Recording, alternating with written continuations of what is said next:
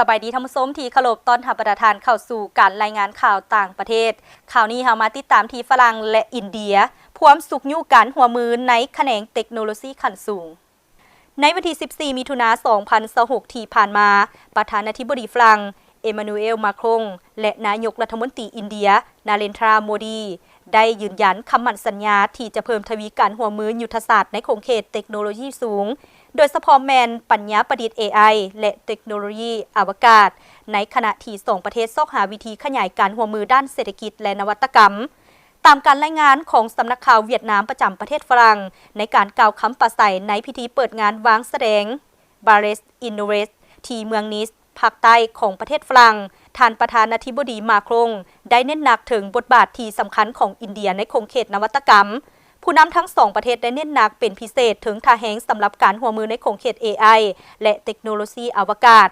ซึ่งเป็นแขนงการที่ทางปารีสและนิวเดลีได้กำหนดเป็นยุทธศาสตร์บุริมาสิทธิ์ทั้งสองประเทศได้ตกลงกันที่จะกำหนดปี 2026 เป็นปีนวัตกรรมฝรั่งอินเดียเพื่อส่งเสริมโครงการหัวมือในการค้นคว้าเทคโนโลยีและอุตสาหกรรมที่ก้าวหน้าสายพัวพันระหว่างฝรั่งและอินเดียได้รับการเสริมสร้างอย่างหลวงหลายในระยะมานี้ซึ่งก่อนหน้านี้อินเดียได้อนุมัติการสั่งซื้อเรือบินรบลาฟาลประมาณ100 ลำที่ผลิตโดยบริษัทผลิตอากาศสัญญาณของฝรั่งซึ่งเป็นการเพิ่มทวีการหัวมือด้านป้องกันประเทศระหว่างสองประเทศตื่มอีก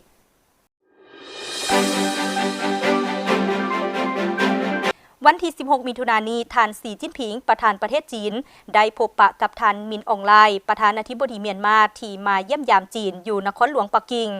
ท่านสีจิ้นผิงกล่าวว่าจีนและเมียนมามีมิตรภาพที่ลึกซึ้งร่วมกัน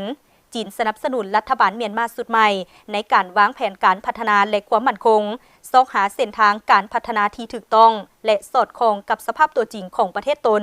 ทางได้รับการสนับสนุนจากประชาชน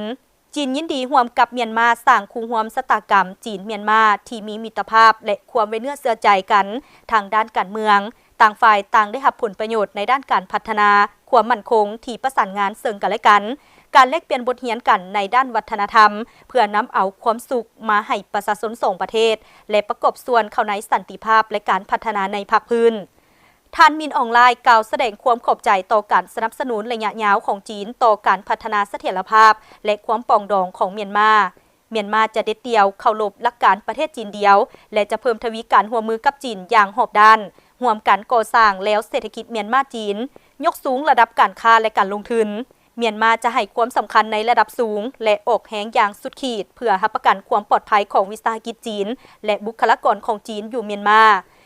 ยินดีประสานงานกับจีนอย่างใกล้ชิดเพื่อปราบปรามการพนันทางออนไลน์และการหลอกลวงทางโทรคมรักษาความมั่นคงอยู่เขตชายแดนเมียนมาสนับสนุนอย่างเต็มที่ต่อ4ข้อริเริ่มทั่วโลกที่เสนอโดยท่านประธานสีจิ้นผิง